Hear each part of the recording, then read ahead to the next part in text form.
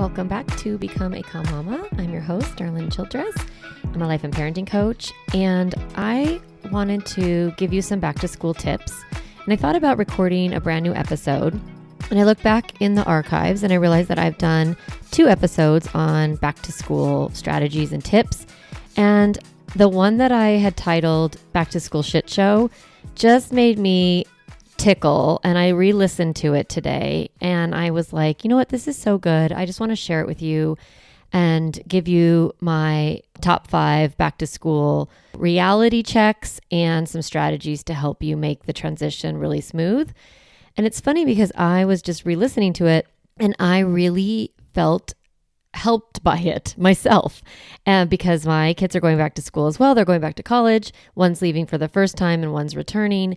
And I was like, oh, okay, I need to remind myself I'm in a transition and it might be hard for them and that's okay. And I need to have a positive mindset, and all the things you're going to learn in this episode, I found to be really helpful for myself. And I was like, oh, I'm going to also do the tip that I give you, the activity of writing out some positive thoughts that you're going to hold while you're in the transition.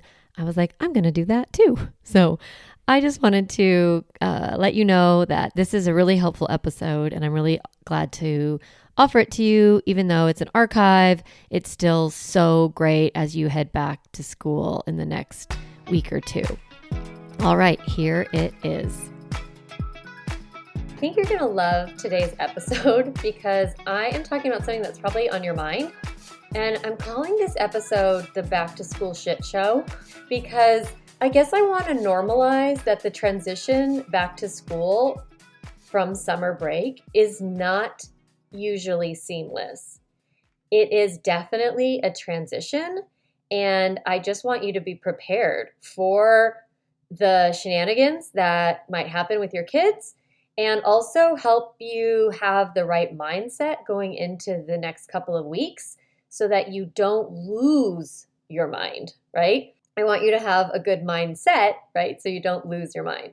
I'm going to get right into some of the nitty-gritty in the early part of this episode because I know that sometimes, you're moms and you might get distracted and not get to finish an episode. So I want to give you the 5 things that you need to know right as school starts. The first one is that I want you to understand that your kid, they might not like their teacher, especially if you have younger kids like kinder, 1, 2, preschool, even 3rd, 4th, elementary school.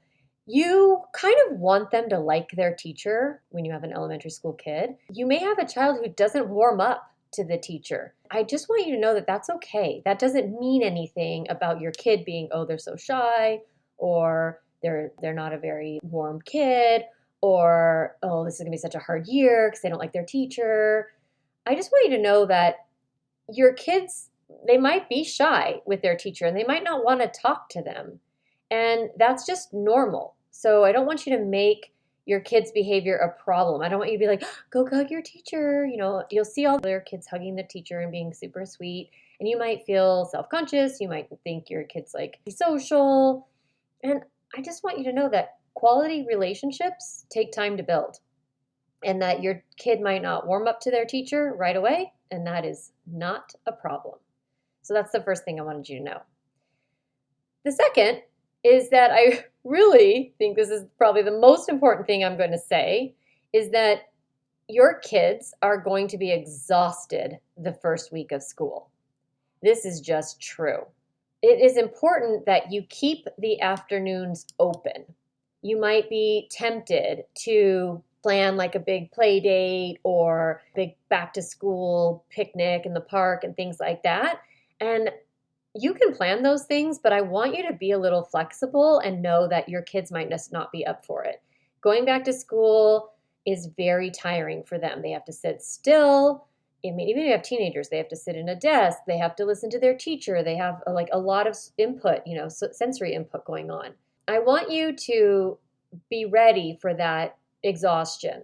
Really, my recommendation is that you keep that first hour after pickup screen free. There might be a temptation to have your kids go on a screen to like decompress or come down, but moving to a screen shortly after getting home, it will make it a little bit hard for your child's like activated stress response to reset itself and catch up. So instead of just kind of letting them disconnect on a screen or a video game or watching YouTube or watching TV or something, I want you to think about how can I use this time to connect with them, like playing a game or hanging outside or doing some of the things that you've been doing all summer, just doing those in the afternoon and doing, allowing for some of that reset time. Knowing that that first week of school, your kids are probably going to be pretty exhausted. The third thing that I would like to caution you about as kids go back to school is that sibling conflict might shoot through the roof during this back to school transition. The way to move through, like decrease sibling squabbles, is by creating special time. Your kids are going to need individual one-on-one time with you most days right after school or, shortly after pickup. I call that period of time right after pickup eyeballs because that's the time where your kid kind of really needs to connect with you. So if you have two that you pick up at the same time, that's fine, or three or four, however many you have. You can get everybody situated at home, get them playing a game, get them reading a book, get them playing outside, and then you can kind of pull each child in and just say, hey, I want to hang out with you and spend 10 minutes, 5 minutes, whatever you can spare with each kid. That can just look like playing what they want to play. They're kind of playing Legos or they're playing dolls or they're playing house or they're jumping on the trampoline or, they're, I don't know, whatever your kids do. Going and doing that thing with them, alongside of them. It doesn't have to be talking. You can actually just be in their presence and maybe wait for the stories to come, or maybe they're not going to need to say anything to you. Just having that special time with just you is going to be huge. It will really help you have fewer sibling conflicts, okay? I know that's what you want, is to have less fighting with your children and less annoying behavior with your kids. So doing this special time is like an antidote. Is that the word? Antidote to sibling conflict. Okay, number 4, social stuff is going to come up. This is going to happen. It happens at almost every age. You got preschoolers who are struggling with friendships. You've got middle schoolers who are not sure how they navigate, how they fit in. You've got high schoolers who now people have boyfriends and girlfriends and they friends and all of that, right? So the social stuff is going to be there. Friendships shift over the summer. Kids mature. Some kids get really into one video game over the summer and then they come back and that's all they want to talk about. And your kid didn't play Roblox all summer or they didn't play Fortnite and you don't have anything to talk about. Navigating friendships, it might be hard for your kid. They might not know who to play with at recess. They might not feel comfortable at drop-off. It might be difficult, that social stuff. And I want you to be okay with this. I don't want you to think that your child is like antisocial or on the bad path to like being with all the bad kids or whatever. Not that I don't really think there are any bad kids. You might, but I don't. So if you're thinking that, just realize that all of this friendship stuff, it just comes up in the beginning of the year. And allowing some time and trust that your child's going to navigate, they're going to find their people, they're going to find their friend group, and it's going to be okay. So the more comfortable you are with your child's discomfort, the easier it will be for your child to move through their big feelings. Because they're like, am I okay? Am I going to be okay? Nobody likes me. And then they look at you and they really want to feel like they're getting this feedback of like, no, honey, you're going to be fine. But if they're looking at you and you're thinking, ooh, I don't know, are you going to be okay? They might adopt that thought. I'm not okay. I'm not going to be okay. More comfortable you are, even when your child is struggling, the easier it is for your child. So that's kind of cool. Number 5, I'm sorry to share this one. Expect misbehavior to escalate over the next 2 weeks. Once school starts, if you're in it right now, mamas, you're in the back to school shit show right now. That's fine. You're seeing it currently. The misbehavior is escalating. If you're just starting school, get ready because it's coming. you're going to have more big feeling cycles. Remember, a big feeling cycle is sort of what I call, like, how I label a temper tantrum. Big feeling cycle is an intense emotional reaction to a circumstance. And your child has their big feelings, and they come out through complaining and crying and even negotiating and anger and whatever the big feelings are and how they show up, right? So you're going to have more of those. We want to think about big feeling cycles: intensity, duration, and frequency. So hopefully, if you've been practicing your Calm Mama skills, the last few months, then you're going to be able to help your child move through these fast. So they won't last as long. So you're going to have decreased duration. Hopefully they're not as intense because you've been practicing compassion in the middle of these feeling cycles. But what is going to happen is that they're going to increase in frequency. You might be like, what the heck is going on? How come they're so this is just it's a shit show. Remember that this is just happening, right? You're going to have more resistance. You're going to have more feelings. Your child's just going through a lot. They're coping with a lot. They're having to use all their good coping strategies at school all day. And then they come home and they have that bra off feeling, right? Like that relaxed feeling. And they're like, now I'm just going to let it all out. And so your kid's behavior is a strategy that they are using to communicate or cope with their big feelings. When they're in those big feeling cycles, pause, take that pause break, take care of yourself, reset your own emotional and nervous system, and then get curious. So these are these 5 things that I want you to be looking out for. I'll repeat them, just that your kids, they might not like their teacher. That's okay. Your kids might be really exhausted the first week of school. That's okay. Sibling conflict may happen. Special time is the antidote. Number 4, social stuff is going to come up. Friend stuff, things like that. And then you're going to have a lot more misbehavior and big feeling cycles. I share all this because I love the ideal day and thinking a positive parenting vision and all of those things when we are kind of anticipating good things. But I also know that some circumstances are just difficult. I don't want you to go into this school year feeling worried or dread because of what I've just said. I actually want you to feel confident. I want you to feel ready.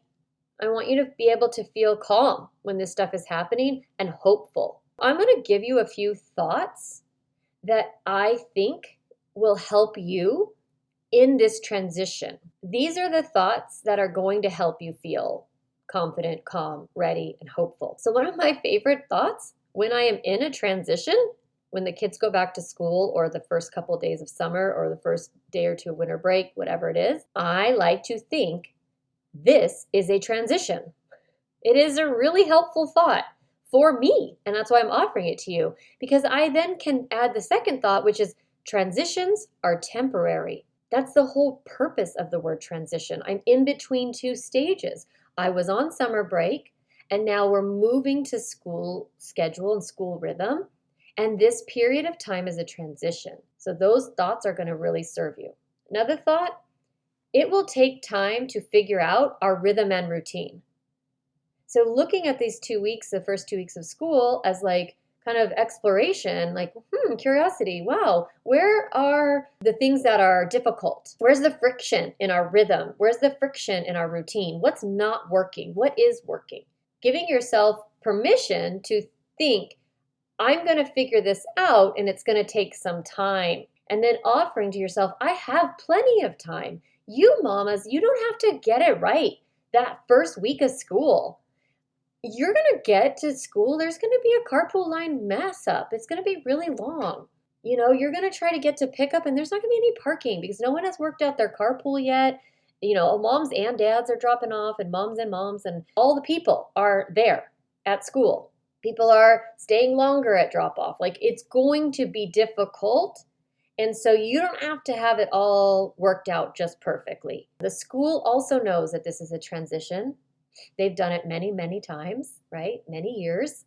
So you can figure it out. You can give yourself time and permission. One of my thoughts, and I'm going to talk about this now, is that your job, my job as a mom, and your job that I'm going to teach you, is to create a gentle handoff each morning and at each pickup. I'm going to teach you this concept of a gentle handoff in a minute, but I want you to really think about this thought that is your job. Your job is to create a gentle handoff each morning. What do I mean by gentle handoff? When you drop your kids off at school, I want you to think, how can I deliver the calmest, most emotionally regulated human being as possible? What is it going to take for me to deliver that kid to that school gate? What it actually means is that you are going to need to be really calm yourself and not be completely obsessed with being on time, of looking a certain way, of having the perfect lunchbox and like having all of the right school supplies and the shoes being tied and ready and everybody, all the things all lined up. If you are stressed and you're trying to reach some kind of mother standard that you created in your head, and you're putting that pressure on your kids, they are going to feel it. They're going to act out more because that's just what they do. That's how they respond to pressure, is it creates more feelings and then more big feeling cycles. And you're going to end up dropping off a kid who just got yelled at, who was shamed, who was threatened, is stressed. Your stress it's contagious. But so is your positive thinking. And so that's why these thoughts of, this is a transition, it's going to take time, I can figure this out, I don't have to be perfect today, those thoughts are going to help you create that gentle handoff. Another thought I want to offer to you is that this one is so great. It's, my kids are 100% going to master the back to school routine. Just decide right now that you as a family are going to figure this out. If you figure it out on day 2, excellent. If you'd figure it on day 100, fine. You're going to keep at it until you have a school routine where you have peace and calm at drop-off. That is the goal. If you have kinder and first graders or whatever, or preschool and kinder, little ones, then you have a lot of years to figure out how to master the back to school routine. That's an amazing gift, right? You have lots and lots and lots of time. You might not get it this school year. Who cares? Fine, you're late. Who cares? Realizing that you have a lot of time to master this routine is going to free you from the pressure. And then also, if you're thinking, I will master it, we will figure this out, you're going to have a lot of confidence. So these are the thoughts that I love for you for as you go back to school. Thoughts are contagious. Feelings are contagious. You are the leader in your home.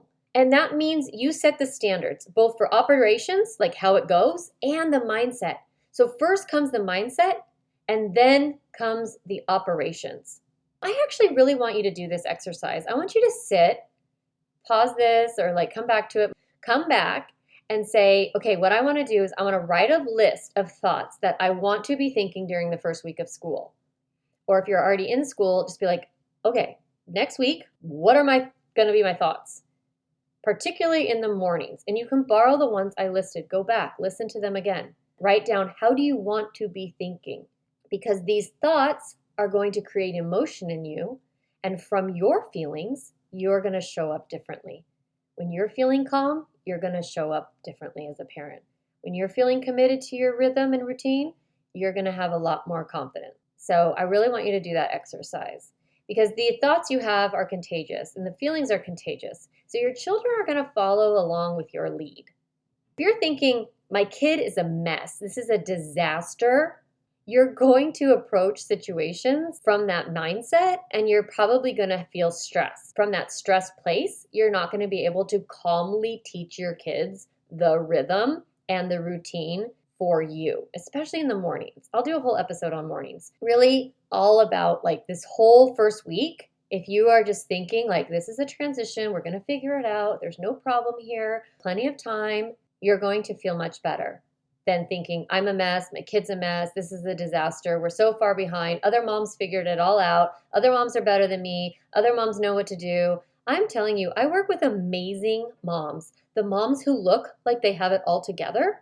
they come to coaching and they still feel like I'm not doing good enough. So all the moms are just walking around kind of feeling like, and so you can have a lot of compassion for them. You can have self-compassion, and you actually don't need to buy into some sort of perfect standard of motherhood or being a parent or anything. We're all doing the best we can, especially in the back to school shit show.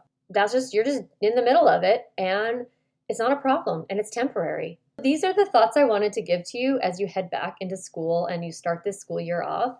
Yeah, I'm sure that you have all sorts of feelings, and so hopefully this episode has helped you think a little bit more ready for it, and also just compassionate for you and for your kids, and you can just love yourself through it. That's what I want to leave you with. Have a great week, and good luck, and I'll be thinking all of you as you start this next school year. All right, everybody, talk to you next time. Hey mama, if you enjoyed this podcast episode, I want to encourage you to do two things. The first is go to my website, calmmamacoaching.com, and get a copy of the Stop Yelling cheat sheet. You'll get a step-by-step breakdown of the most important tool I teach, which is the pause break. And you'll also get 40 ideas to reset your body and balance your nervous system so you don't have to yell at your kids. You can get a copy of that, again, at my website, calmmamacoaching.com/stop yelling. The other thing I'd love for you to do is go to Apple Podcasts and rate and review this podcast so that other moms can discover empowering and helpful, practical parenting strategies, just like you did today. Thanks so much for listening to the podcast. It means a lot to be in your ear every week and to support you on your parenting journey.